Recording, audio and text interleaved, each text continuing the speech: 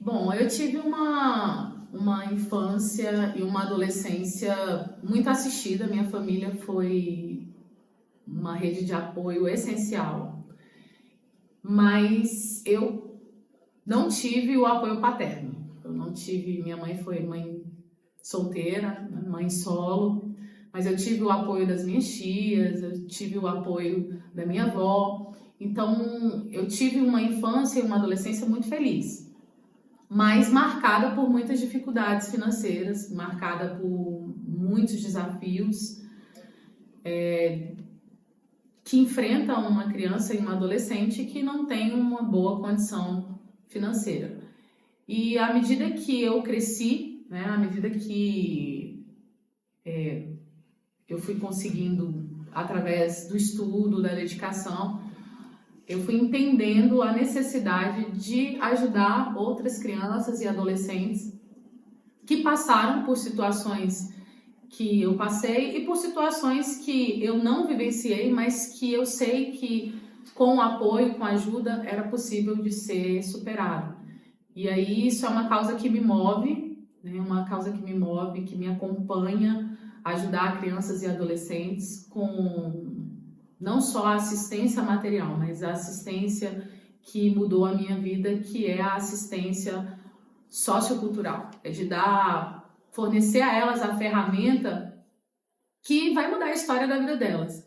Então, principalmente através hoje da música, que é o que eu amo, eu sempre amei fazer, e a gente consegue, através de oficinas, trabalhar temas, questões sociais realmente e ajudar essas crianças. Então, já tenho muitos anos que eu estou nesse projeto, nesse processo.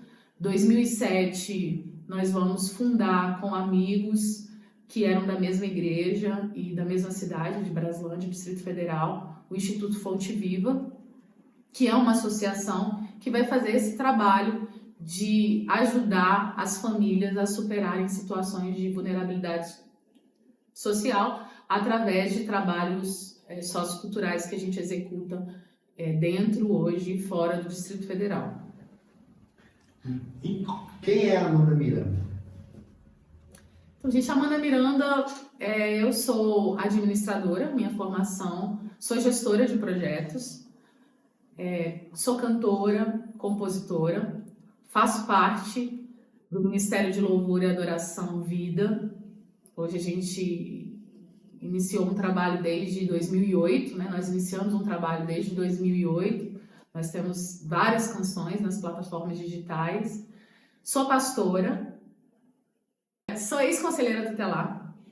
O Conselho Tutelar foi uma causa que chegou na minha vida. A gente já trabalhava com um grupo dentro da cidade de Braslândia, com o Instituto Fonte Viva, e nós trabalhávamos com crianças, com adolescentes, trabalhávamos na igreja, e nós sempre tivemos essa visão social, né, de ser amigo do social, de fazer a diferença, de pensar diferente e não se conformar com a situação e achar que nada pode ser feito.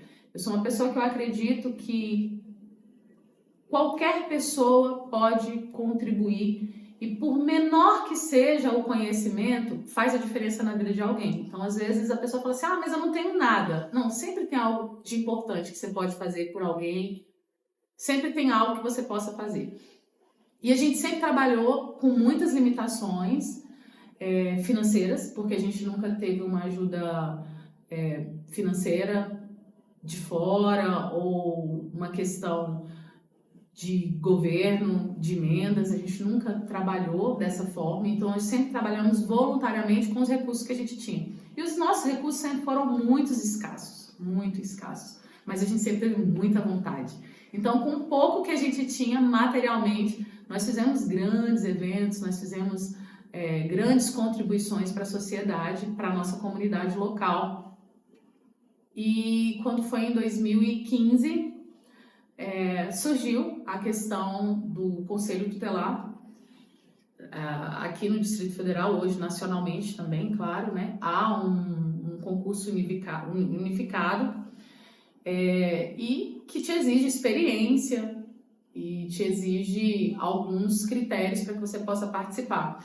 Na época foi interessante porque eu estava estudando para uma outra área e aí um amigo meu, o Jackson, me ligou e falou assim, por que você não faz? E eu, meu Deus do céu, fazer para o Conselho Tutelar. E eu não tinha uma visão de entrar nessa questão de ser uma conselheira tutelar. E aí as pessoas começaram ao redor dizer, não, vem.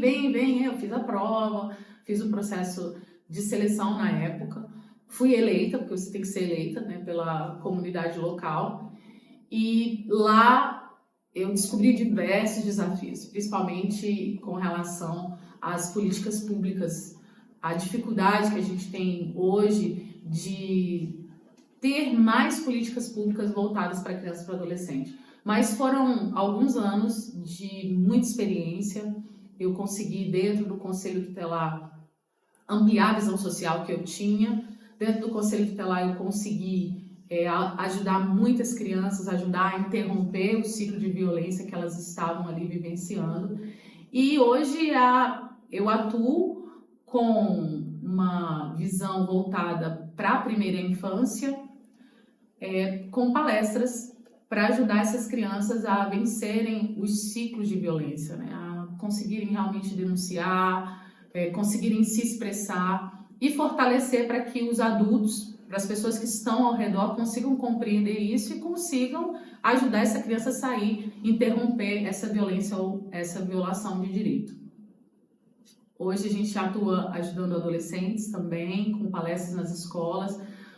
Um dos grandes desafios que eu sempre gosto de compartilhar com eles, quando eu pergunto o que é difícil na adolescência, eles sempre me respondem de maneira variada, né? É ser adolescente.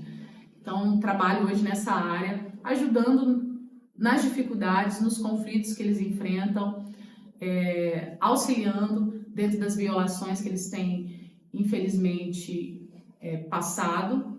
E me coloco dentro dessa causa como alguém que realmente é apaixonada pela causa da primeira infância, pelas causas da criança e do adolescente. E se eu pudesse falar, eu ia ficar aqui vários minutos, várias horas conversando sobre aquilo que realmente me move. E claro, sou uma pessoa extremamente, de muita fé. Confio, creio plenamente em Deus e tenho os meus princípios são cristãos. Eu nasci, cresci dentro do Evangelho e eu realmente amo tudo que eu já vivi até hoje, enfrentei, que serviram como experiência. O que foi ruim me fez crescer muito e o que foi bom realmente eu alimento para que se torne melhor e eu consiga continuar ajudando, colaborando para que outras pessoas possam ser abençoadas também. Em 2023 eu poderia ter vindo à reeleição e aí foi uma decisão de não vir, e um dos tantos fatores e de tantas questões foi a necessidade das políticas públicas que hoje ainda não são suficientes para atender a criança e adolescente.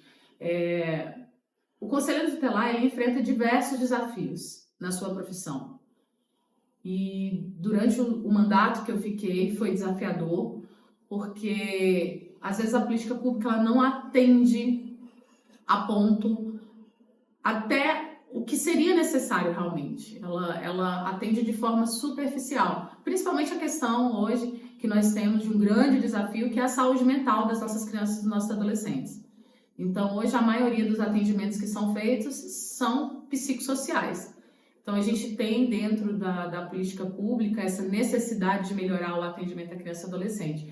E vendo essa necessidade e outras também, eu decidi que não seria realmente viável continuar ali no conselho, trabalhando na questão